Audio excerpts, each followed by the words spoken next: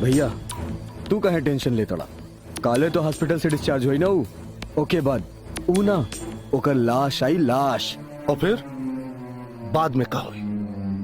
अब इन तमन्नी के हाथ में सिर्फ झुनझुना और बाद में कटोरा हुई। तो रख के पता नहीं के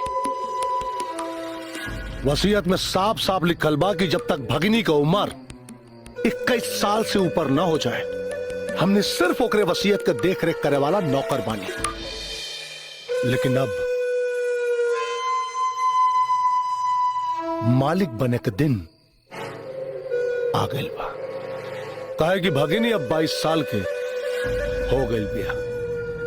लेकिन एक बात का ध्यान रहे कि अगर मौत मर्डर ना हादसा लगे के चाहिए।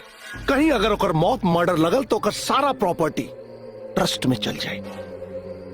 बहुत बढ़िया कोशिश कैले रहनी ओकर मौत के एक्सीडेंट के रूप देवे का, ओकर गाड़ी का ब्रेक फेल करके, लेकिन पता नहीं दोनों कमीना कहां से आके सारा प्लान फेल कर देना। लेकिन हमार प्यारी भगिनी का किस्मत कहिया ले ओकर साथ थी।